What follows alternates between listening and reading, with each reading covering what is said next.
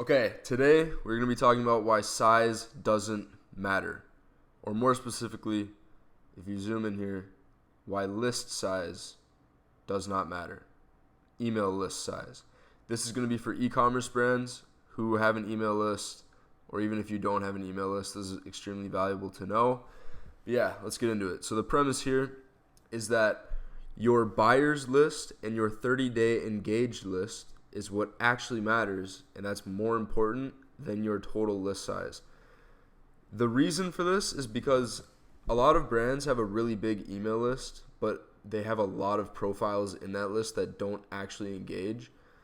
So a brand with 300,000 people in their email list should be making a lot of money from it, but a lot of brands have all those people in their list, and a lot of them just don't engage, or they came from viral Facebook groups or some trash lead source that is just full of people that don't actually enjoy their brand or products.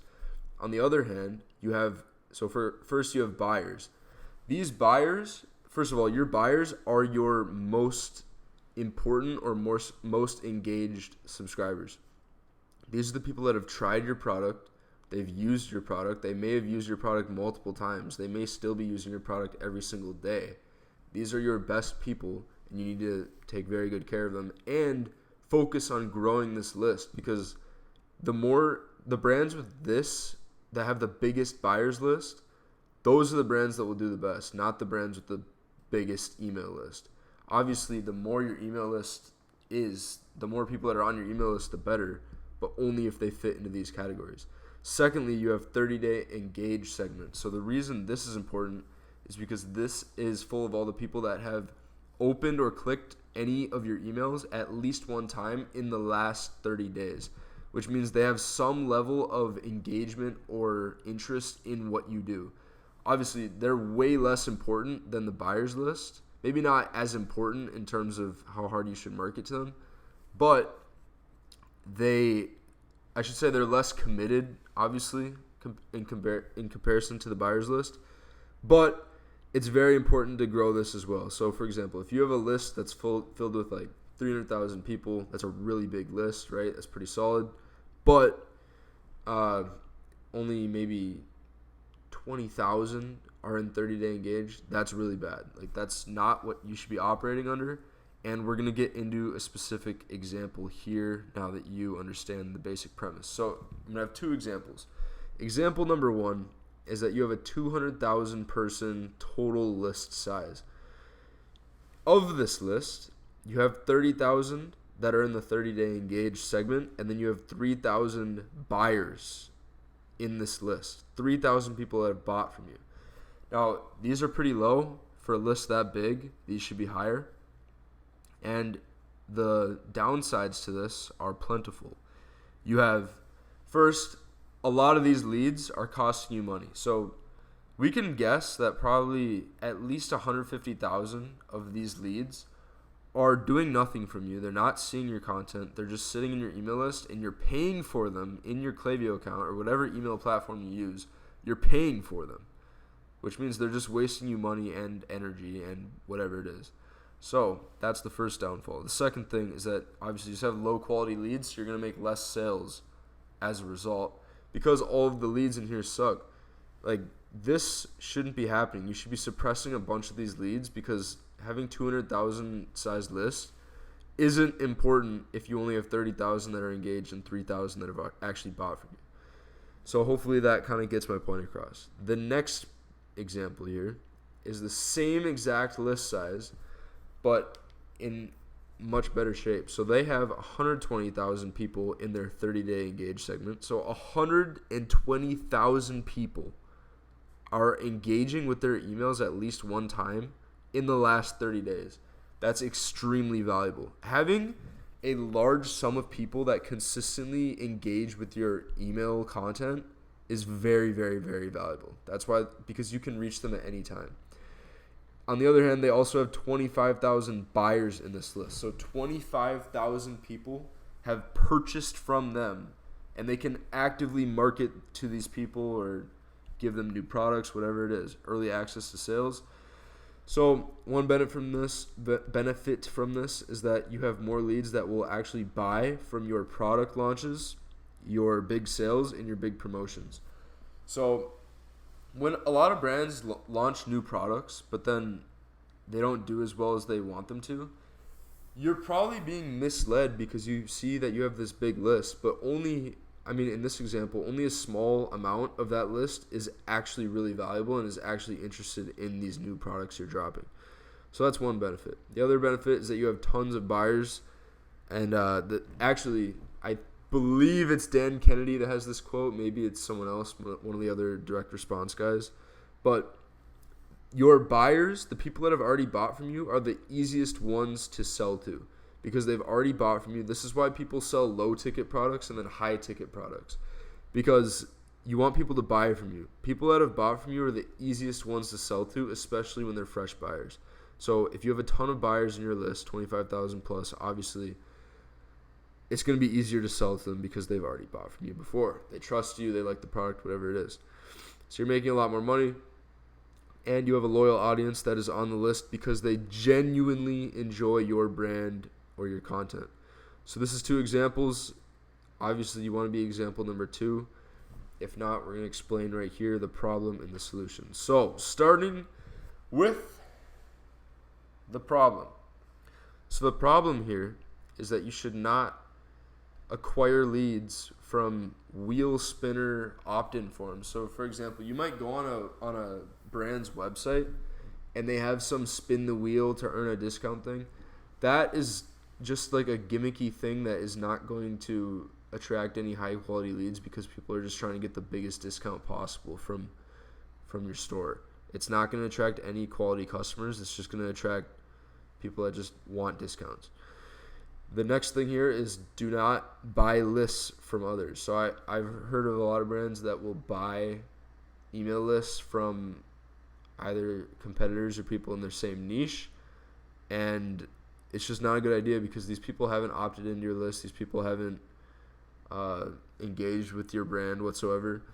The caveat to this is retention.com or any of those sites that pull people from your website.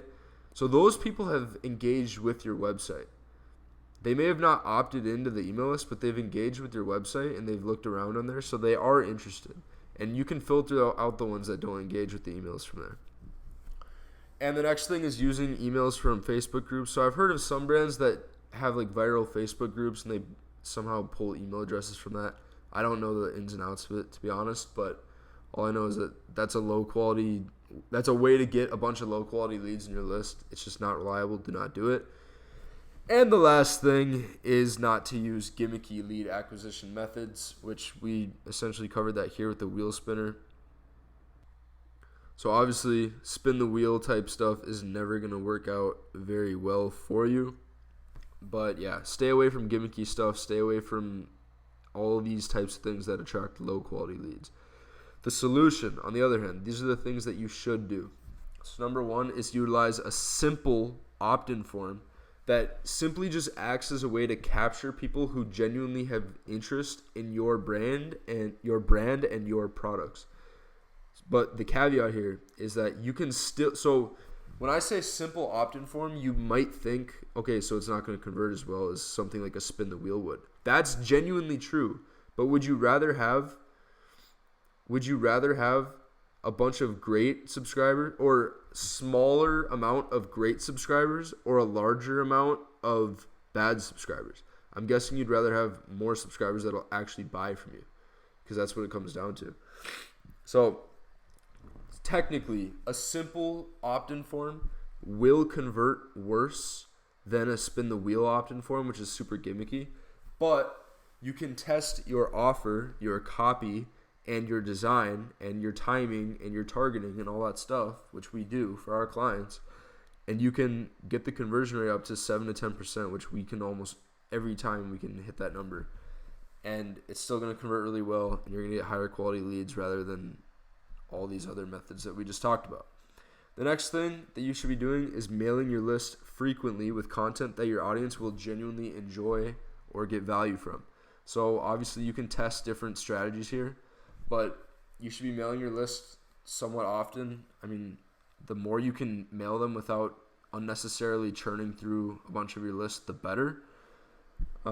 Next part here is to focus on turning your unengaged profiles into engaged profiles. So every once in a while, you want to take all the people that have not engaged with your emails in the last 30, 60, 90 days, hit them with a specific email that, or SMS, whatever it is, that essentially just tries to capture their attention and bring them back into the engagement loop. You can be a little clickbaity here if you must. Yeah, it's kind of important to do that every once in a while. And then we also set up a sunset unengaged flow. If you want to check that out specifically, I have a flows video on my channel here. You can check that out. But the sunset unengaged flow essentially just automatically on autopilot filters out all the unengaged profiles from your list, so that at the end of every month you can suppress them or get rid of them. Which brings me to the next point, which is delete subscribers who are not ever engaging or buying. So create a segment of these people. Be specific with who you actually want to get rid of and who you want to try to recapture. Your sunset unengaged flow kind of does that for you. But yeah, these are the do's, these are the don'ts. This is how to solve the problem. This is exactly why size doesn't matter when it comes to lists, email lists. Just remember, if you take anything from this video, it should be this right here. Grow your buyers list. Focus on growing your buyers list. This is your most valuable asset. What just happened? And then try to grow your 30-day engaged list. These are what you want to focus on, not this. These are what's valuable, not this. I hope this was valuable to you. Shoot me a reply below if you have any questions. And if you want a trusted team that can take care of information like this and help you grow your brand profitably, then I will leave a link in the description where you can book a quick call with me, and we essentially guarantee that we will boost your e-commerce brand's email revenue $30,000 to $100,000 a month in just 60 days, or you don't pay. So if you want to book a quick call with me and just talk about that, I don't hard sell you on those calls. It's genuinely just to see if we are a good fit with each other and if we can get you guys a big ROI. I'm going to be honest with you either way. So yeah, if you have any questions, drop a reply. We have a bunch of free training documents dropping very soon. We have one that already dropped on email deliverability, showing you how to land in the primary tab rather than the spam tab or the promotions tab.